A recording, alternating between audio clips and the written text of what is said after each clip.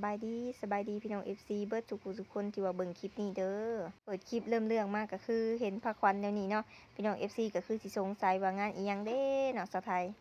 นี่ก็คืองานผูกแขนเนาะสู่ควันพี่น้องหับควันมาเฮือนมาซานเนาะเพราะว่าหมู่สาวไทยเองนี่ก็กับน้องสาวเพิ่นได้เกิดอุบัติเหตุหมู่สาวไทยผู้นี้เนาะพี่น้องเนาะเพิ่นก็ชื่อว่าแอนนี่เพิ่นได้ไปเฮ็ดเวียกอยู่ประเทศไทยหลายฝ่าหลายปีแล้วพี่น้องเพิ่นหาก็มาลาวเนาะปัดว่าหาก็มาได้ทิศ1 2ทิศนี่แหละประมาณนี้เพิ่นก็ได้เกิดอุบัติเหตุเนาะรถเกาะกันประมาณนี้แหละพี่น้องถ้าอันซ้ำที่สาวไทยถามเพิ่นมาสาวไทยเองก็ได้มาแต่เช้าแต่เซียวเนาะมาผูกคอต่อแขนหับควันเพิ่น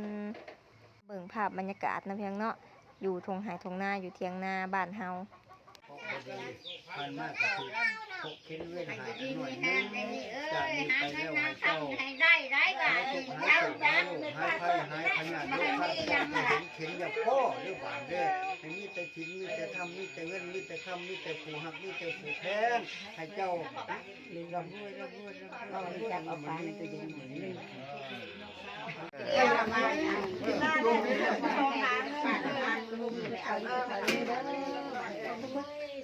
วีเคนมีแต่สิ่งที่เข้ามาในชีวิตไปหาเงินหาทำกันให้ได้จะไปได้ว่าก็หลุมห่างตายแต่มาล่ามันจะนั่งลูกก็เลยยากนะเขารุ่นอะไรไม่เขารุ่นเป็นลูกยากเด้อโอ้ยเดี๋ยวผมมีแม่เขาสมคิดเด้อเรื่องอะไรเด้อเก้าลูกบกเกี่ยวเลย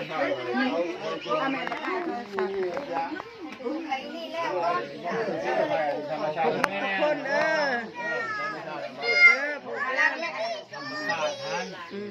พวกให้อาจารย์กำลังอาจารย์ในแม่เซนหนึ่งแม่ผู้เฒ่าขายเรา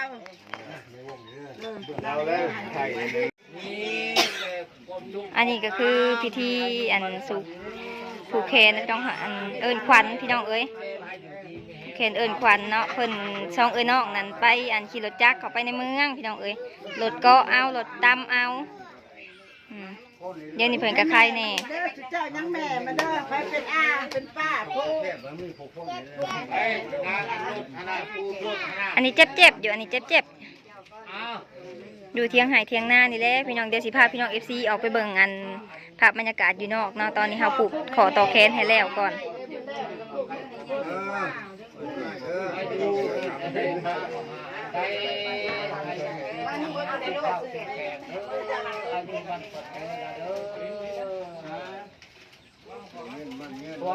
อันนี้ก็เจ้าภาพเนาะ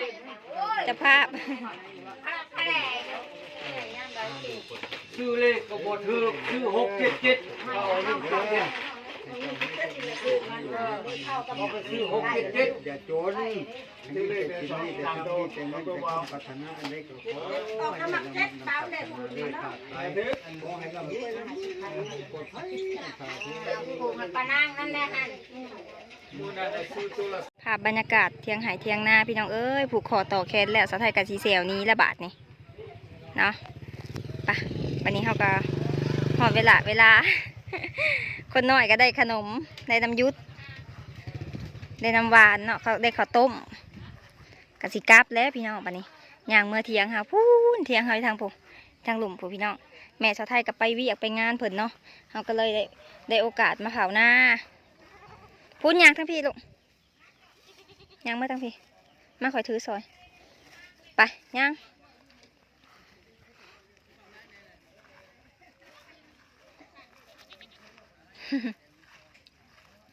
ฟ้ามื้อนี้กะอากาศบ่ดีปานใดเด้อพี่น้องเด้อคือฝนสิตกแต่ว่าบ่ตกปีนี้น่ะคือสิแล้งปกติแล้วหันเดือน6เดือน7เนาะน้ำท่วมไร่ท่วมนาแต่ว่าปีนี้บ่มีน้ำพี่น้องเอ้ยหลายคนกะท่าน้ำอยู่โดยระวังเหยียบลูกปะพูดนาเขาเลยพี่น้องเที่ยงเขาจะพูดผูกคอต่อแขนกาผูกแบบบ้านๆอยู่หายดูนาเขากลับมาหอดเทือนหอดซานหอดเทียงเลยเด้อพี่น้องมื้อนี้อากาศหอดหลายเนาะสาวไทยกินแล้วกับแสวนี้แล้วเนาะ ผูกคอต่อแขนแต่เช้าสาวไทยอยู่หันประมาณ1 ชั่วโมงพี่น้องมาแล้วก็มาเผาเทียงนาเพราะว่ามีเป็ดไก่แล้วก็งัวแล้วก็แบะแน่เนาะพี่น้องเพราะว่าแบะกับเป็นแม่ลูกอ่อนได้ลูกแล้วเนาะเด็กพี่น้องภาพบรรยากาศทงไห่ทงนาอยู่นาสาวไทยเป็นอะไรพี่น้องสดชื่นอยู่บ่ หมากอินทีกับเป็นปีแรกนะนี่กบอินทีนี่เป็นหมากปีแรกโดยไอ้น้อยก็ได้ขนมมาขนมอันแม่เสี่ยวเพิ่นเอาให้เนาะ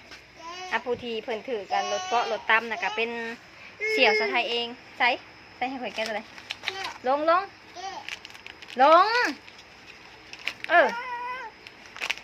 เป็นอยากกินขนมแค่ตัวนี้บ่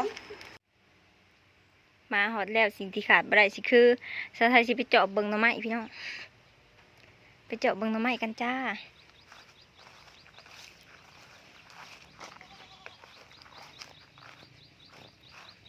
หน่อไม้นี่ก็ออกลายพี่น้องเอ้ยคักอะลีตอนน่ะเอาที่จริงหน่อไม้ต้มอยู่เพื่อนก็มีนะพี่น้องเนาะสะไทยยังคิดอยู่เลยว่าสิเอาไปเฮ็ดเมนูอย่างเด้สิเอาไปแกงบ่เนาะเสียไปแกงตอนแรงแล้วก็มื้ออื่นเช้าตักไปกินอยู่โรงงานบ่เนาะดูสิพี่น้องโอ้แต่ว่าชาวไทยสิบ่เอาดอกเพราะว่าแม่ชาวไทยเนี่ยสิเอาไว้เห็ดไม้นะพี่น้องเนาะสิเอาเห็ดไม้เฮาก็สิไปเอาหน่อแหนงเฮาสิไปเอาอยู่ก้อนไม้ไผ่เอาเนาะพี่น้องเนาะเดี๋ยวเฮาไปเบิ่งก้อนนั่นนำกันว่าสิหลายหรือบ่คันเฮาสิเอากะเฮาต้องเอาตัวที่มันแบบว่าใกล้หัวที่สุดนะพี่น้องเขาย่านเวลามันใหญ่มาแล้วมันสิไปเกาะหัวเขาหรือว่าเห็ดสร้างความเสียหายให้เขานะทางนี้เขาก็สิจงไว้เนาะเด็โอ้หลายเด้อพี่น้องดูนี่เด้นี่หลายขนาดเลยอ่ะเด็กพี่น้องเอาไปเขาก็สิเอามาปอกแล้วก็ต้มพอดีแกงเนาะสไตล์สิจักไปกินอยู่โรงงานมื้ออื่นนี่เด้นี่ก็นี่หันออกบลายปันไดแต่ว่าก็ออกอยู่เนาะพี่น้องไปเบิ่งก็ถัดไปบรรยากาศอยู่เที่ยงหายเที่ยงนาจ้าพี่น้องเอ๋ยร่มรื่นสุ่มเย็นขนาดไปเนี่ยไปเบิ่งกันต่อป้าหนอนี่แห้งยาวขาลาดอยู่เดืองเอาหอยอยู่พี่น้อง หนออันก้อนนี่ก็บอกค่อยร้ายปันไดหมักมังกรชาวไทยก็เต็มต้นพี่น้องกำลังสีดอกนี่เด็กำลังดอกจุ่มๆเลยมืออื่นมือฮือกันอาจจะบานดอกก็ได้เดี๋ยวกินหมักมังกรแดงหวานๆแซ่บๆจากต้นตัวเอง